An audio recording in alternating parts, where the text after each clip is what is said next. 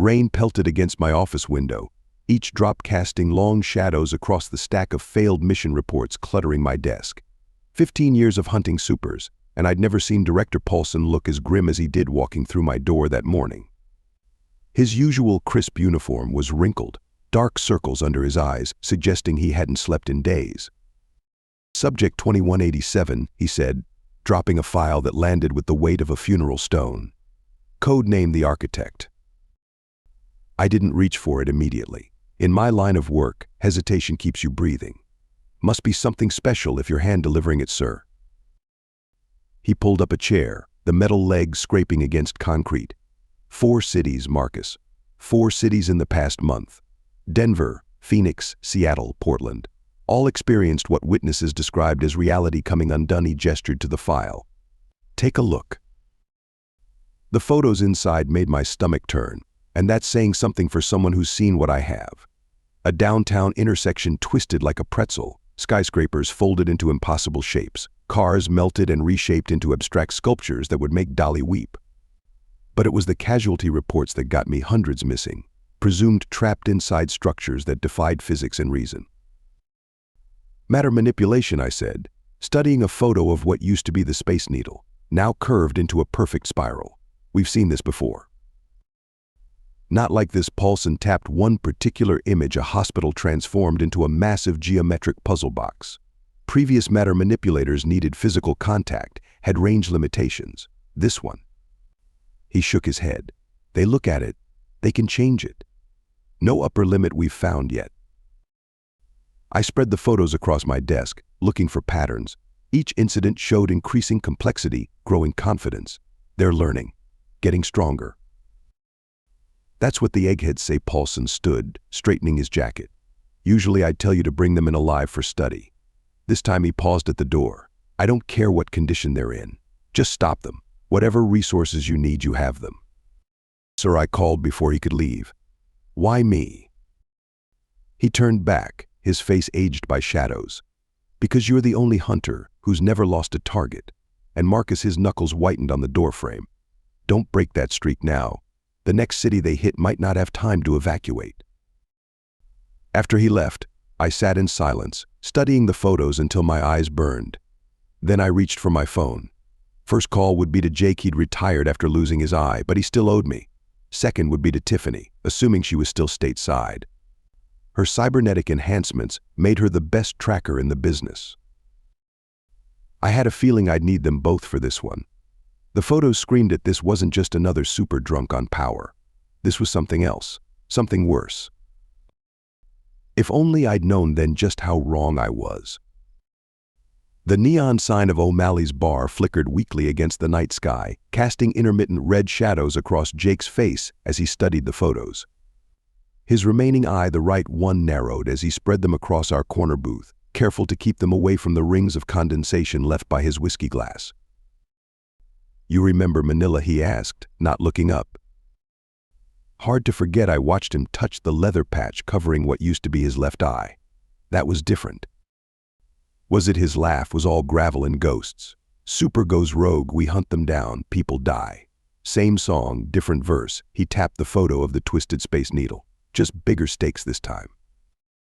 "That's why I need you on this one." "No," he knocked back the rest of his whiskey.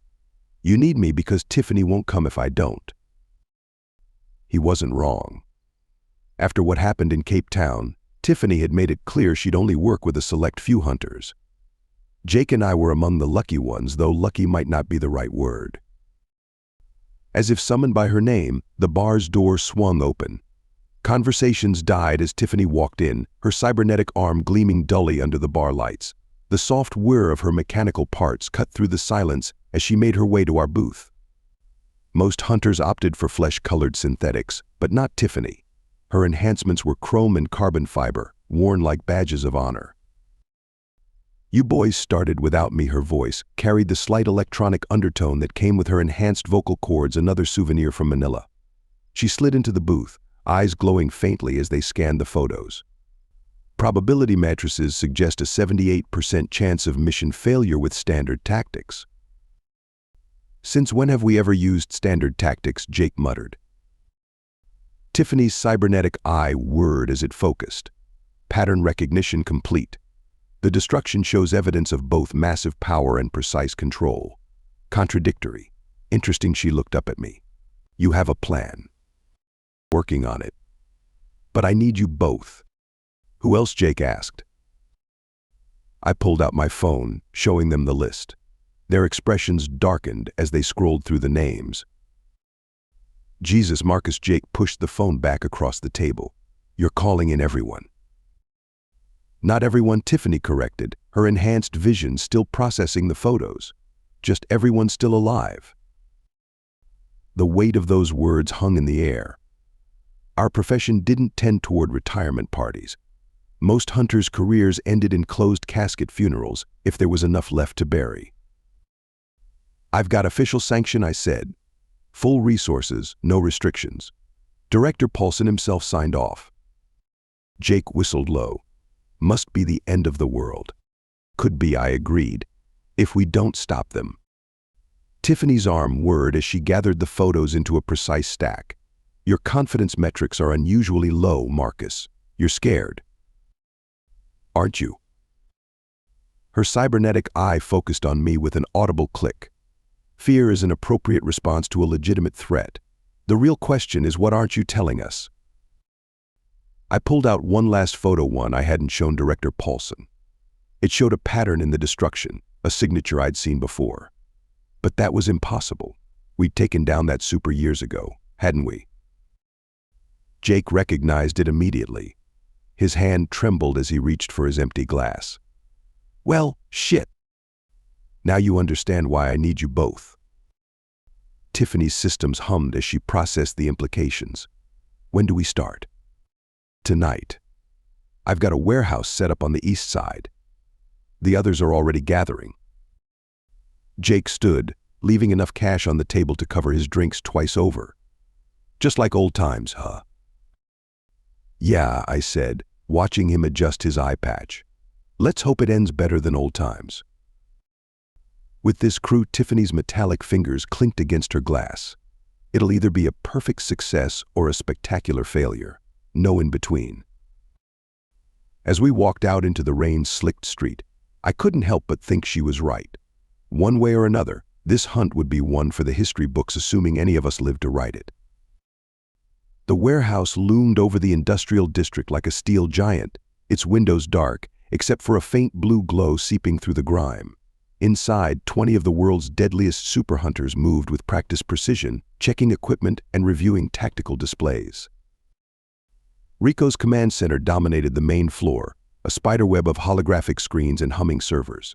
His fingers danced across multiple keyboards, each movement updating the 3D model floating above the central table. Marcus, he called out as we entered. You're going to want to see this. Tiffany and Jake flanked me as we approached. The model showed 6 city blocks, but not like any city I'd ever seen. Buildings twisted into impossible shapes, streets curved upward like ribbons, and gravity seemed to be more of a suggestion than a law. Thermal imaging's mostly useless, Rico said, his prosthetic right hand adjusting parameters with mechanical precision. Whatever they're doing to the environment, it's playing hell with our sensors. But look at this. He zoomed in on the center of the distortion. Energy readings are off the charts. How many ways? And Jake asked, his remaining eye studying the terrain. That's the thing. Rico pulled up another overlay. The whole area is like a maze, and it keeps changing. What's a wall 1 minute might be a door the next, or a ceiling, or... He shrugged. Reality's pretty flexible in there. From the shadows, a gravelly voice spoke up. Then we make our own way, and Helena Chester stepped into the light, the scars on her face casting strange shadows. She'd been hunting supers since before most of us could walk, and it showed in every line on her face. Marcus, you called us all here. What's the play? I looked around the room at the assembled hunters. Domino, whose adaptive armor could theoretically withstand any impact. The twins, Mai and Lee, whose synchronized attacks had brought down some of the most powerful supers in Asia. Cruz, whose modified EMP generator could disrupt even energy-based powers. Each of them was a legend in their own right. Each of them had survived dozens of hunts that had killed lesser operators. and I was about to ask them to face something worse than anything they'd encountered before. "We go in waves," I said, moving to the tactical display. Rico's drones provide overhead coverage. Tiffany's sensors map the changing terrain in real time. We establish a perimeter with power dampeners here, here, and here, and here. I marked the points on the map. Teams of 4, staggered approach. "The terrain's going to be against us," Tiffany noted, her cybernetic eye scanning the data. "Standard formations will be useless." "That's why we're bringing these," I nodded to Cruz, who opened a massive case. Inside, gleaming like mercury, were the newest generation of personal reality anchors. Experimental tech creates a bubble of stable space around each operator. Range is limited, but it should give us a fighting chance. Should Jake picked one up, examining it critically. "Best we've got," I replied. "Full loadout for everyone. Power dampeners, EMP grenades, sonic disruptors, and phase shields. Whatever you think you'll need, take it." Helena moved to the weapons rack, running her fingers over a particularly nasty-looking rifle. "And if we encounter civilians?" "The area's been evacuated for months," Rico answered. "Anyone still in there either works for our target or..." He trailed off. "Or they're already dead," Domino finished grimly. The room fell silent as everyone processed that. We'd all seen what happened to people caught in the crossfire when supers really cut loose. Sometimes death was the merciful outcome. "Questions?" I asked. Mai and Lee exchanged a look before Mai spoke. "Time frame." "We move at dawn. Rico's data shows the target's powers are slightly weaker in early morning hours. Might not be much, but we take every advantage we can get." "Dawn team, check your gear twice," Jake announced, falling easily back into his old role as operations chief. "Backup teams 3 times. No mistakes, no heroics. We do this by the numbers." As the teams began their final preparations, Tiffany pulled me aside. Her cybernetic arm whirred softly as she gripped my shoulder. "That photo you showed us at the bar," she whispered. "If you're right about what it means." "I know. We should tell them." I watched the hunters preparing for battle, each one confident in their skills and their tech, each one believing they knew what they were walking into. "No," I said finally. "They need to focus on the mission. If they knew the truth." Her mechanical eye whirred as it focused on my face. "Your call, Marcus. But secrets get people killed in our line of work." She was right, of course. But sometimes secrets were all that kept people alive.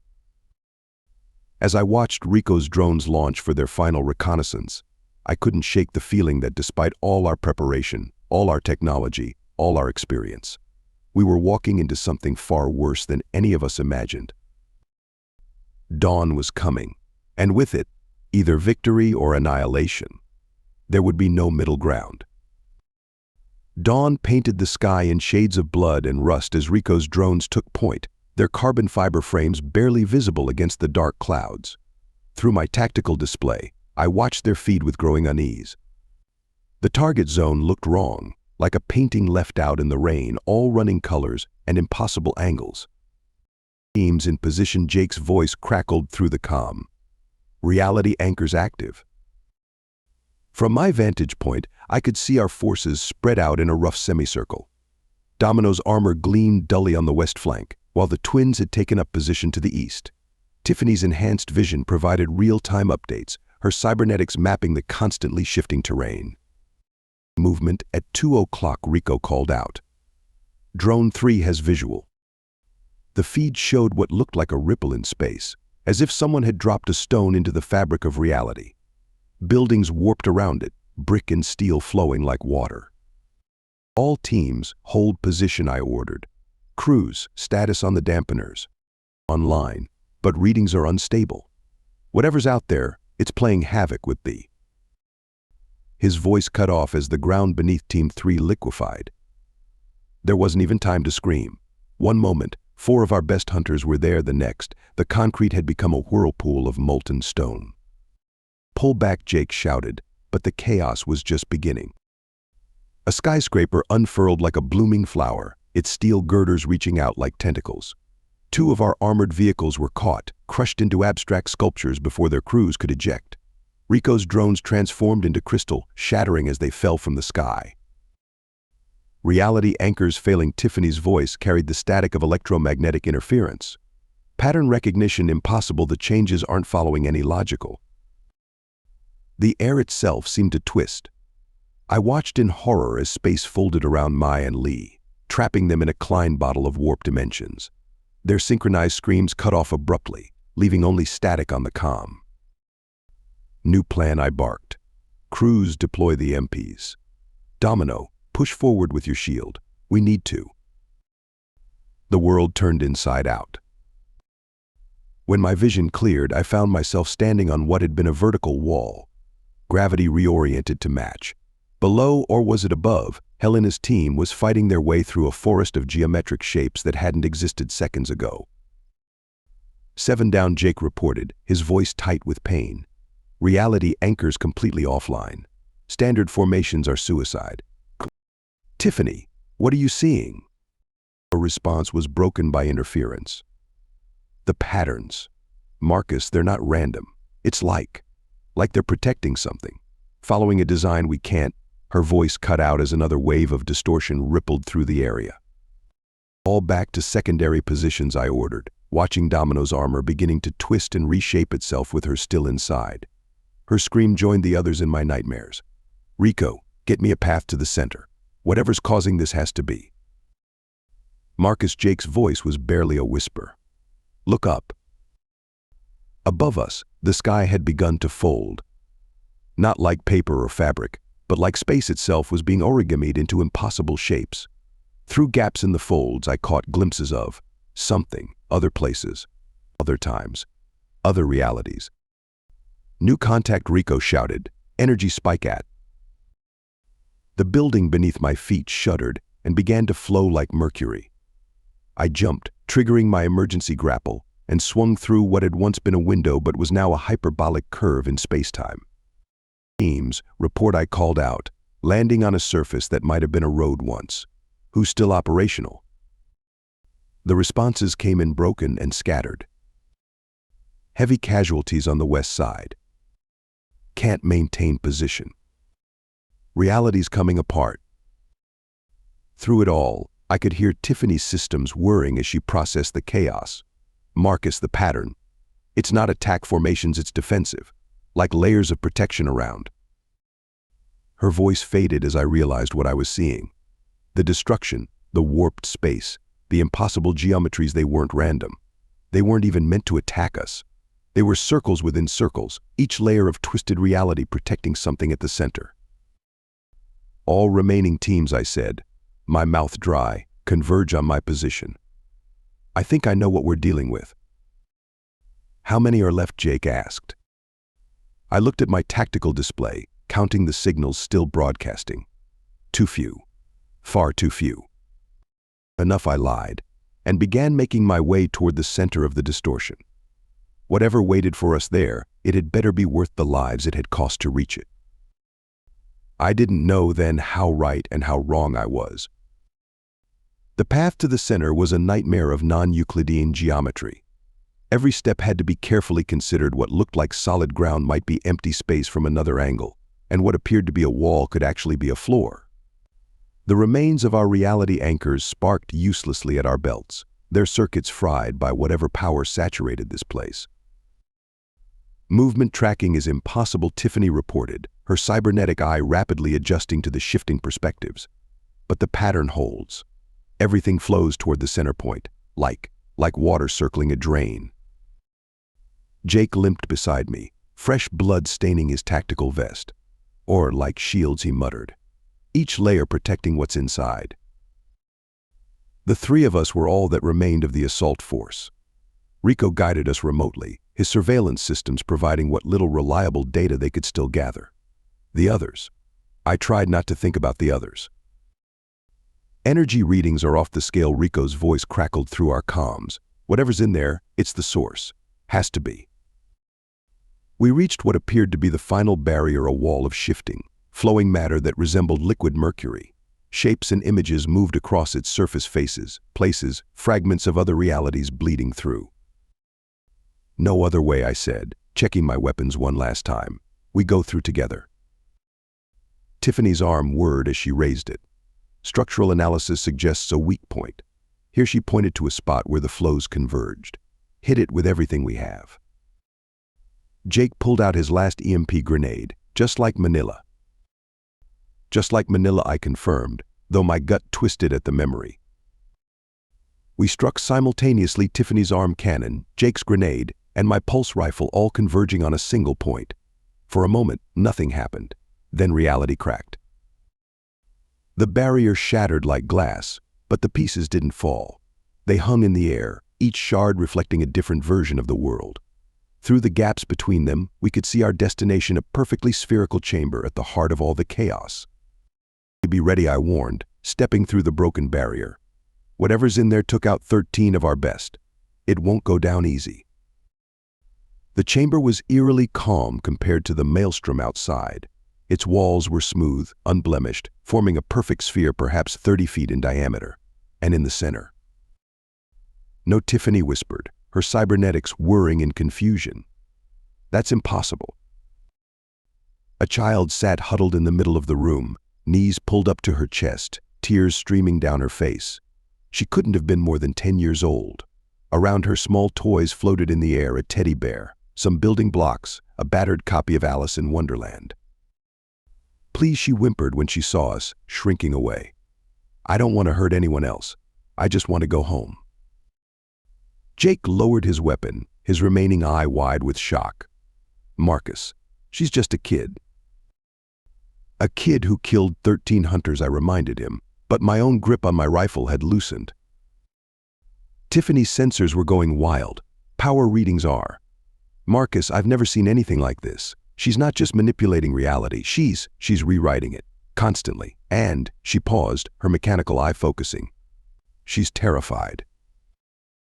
The girl looked up at us, her eyes too old for her face. They said they would help me control it. The government people. But they just wanted to run tests and stick needles in me, and she hugged herself tighter. So I ran away. But everywhere I go, things get weird. I try to make walls to keep people safe, to keep them away from me, but they keep sending hunters, I finished quietly, the weight of understanding settling over me like a shroud. All this destruction, all this death, it wasn't malice. It wasn't even intentional. It was just a frightened child trying to protect herself the only way she could. The photo I'd kept secret, the one that had so disturbed Jake and Tiffany, it hadn't shown evidence of some greater conspiracy or returned supervillain. It had shown the aftermath of a child's nightmare made real. Marcus Rico's voice came through, weak with interference. Director Paulson is demanding an update. Are you in position to terminate the target? I looked at the girl, then at Jake and Tiffany. In their faces, I saw my own conflicted thoughts reflected back at me. Marcus, the girl said softly, making all three of us start. That's a nice name. Mine's Alice, she gave a weak smile. Like in the book. Everything's weird there too. Tiffany's arm lowered completely. The pattern analysis. It makes sense now. Every layer of distortion was like a child building a fort. Hiding from us, Jake added grimly. I thought of Director Paulson's orders, of the resources committed, of the hunters who died getting here, of all the destruction this child's power had caused, intentional or not. Then I thought of what would happen to her if we brought her in. Rico, I said finally, my hand moving to my comm. Do you copy? Barely. Signals weakening. What are your orders? I looked at Alice, seeing not a threat to be eliminated, but a terrified child with power she never asked for and couldn't control. Marcus, Rico prompted. Do you have the target? My finger hovered over the comm button as I made the choice that would change everything. No, I said finally. No targets here, just ghosts and broken anchors, signals failing. We'll need to fall back and I took a deep breath and try something else. As I clicked off the comm, I knew I'd just crossed a line there was no coming back from. The only question was, what would it cost us? And more importantly, could we live with the price? They'll come after us all, Tiffany said, her cybernetic eyes scanning the sphere's interior as reality continued to warp outside. The moment Paulson realizes what we've done. They'll have to find us first. I knelt down in front of Alice, trying to appear as non-threatening as possible. Hey, I know you're scared, but we want to help. Really help this time. No tests, no needles, just help. She looked at me with those two old eyes, clutching her copy of Alice in Wonderland closer. The others said that too, before they started hurting me. Marcus isn't like the others, Jake said, removing his eye patch to show her the scar beneath. See this? I got this protecting someone like you. Someone the government wanted to help. His air quotes carried years of bitterness. Tiffany's arm whirred as she accessed secure channels. Rico's buying us time, feeding them corrupted data. But we have maybe 20 minutes before they realize something's wrong. Can you walk? I asked Alice. She nodded slowly. But everything changes around me when I'm scared. I can't help it. I try to make it stop, but... Then we don't try to stop it, I said. An idea forming. We use it. Tiffany, remember that ghost protocol we used in Singapore? Her mechanical eye whirred as she processed the implications. That was with normal tech. This is. Marcus, you want to use her power to hide our escape. Not hide, I corrected. Misdirect. Alice, those walls you make to protect yourself, can you make them go where you want? She bit her lip, considering. Sometimes, when I'm not too scared, but people get hurt. Not this time, Jake said firmly. Because this time, you're not alone.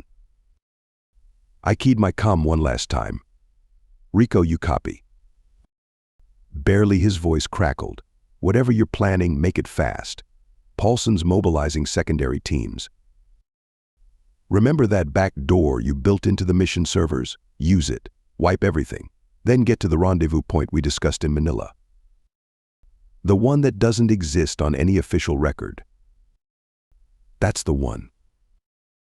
What about the others? Tiffany asked quietly. The ones who survived. I thought of Helena, Domino, the other hunters who'd made it out. People I'd fought beside for years. Send them a message. One-time pad, old school. Their choice if they want to follow. Alice stood slowly, her small hand finding mine.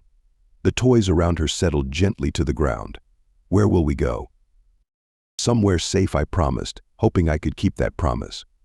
But first, we need to make sure they can't follow. Think you can help us with that? A ghost of a smile crossed her face.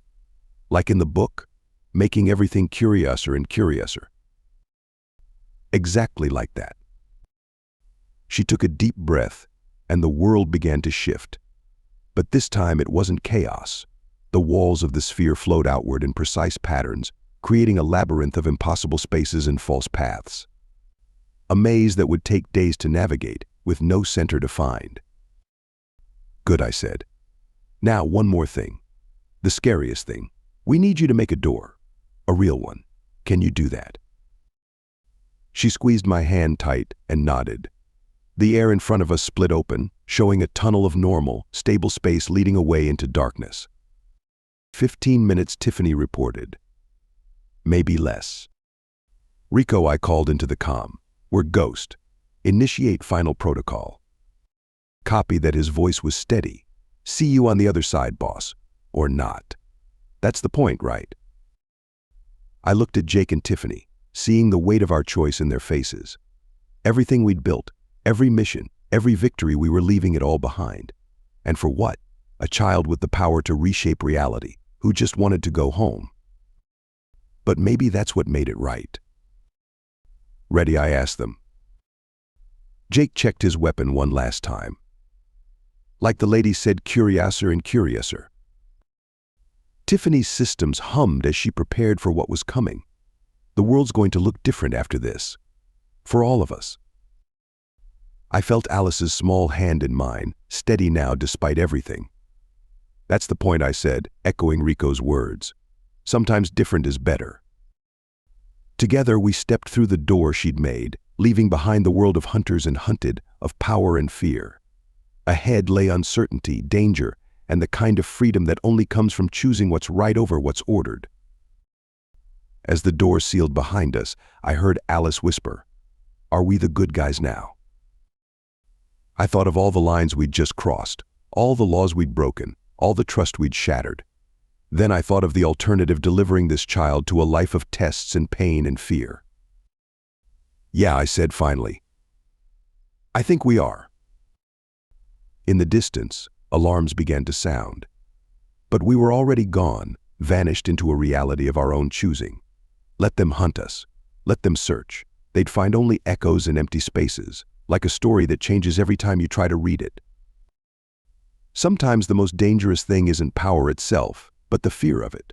Sometimes the real monsters aren't the ones with the power to reshape reality, but the ones who'd cage that power, control it, destroy it. And sometimes, just sometimes, the right thing to do is to stop hunting monsters and start protecting them instead. Even if it costs you everything. Thank you so much for listening to this story. I hope you loved it. Please remember to subscribe if you did like it so you can see more videos like this. And please give us a like and a comment too. I'll see you in the next one.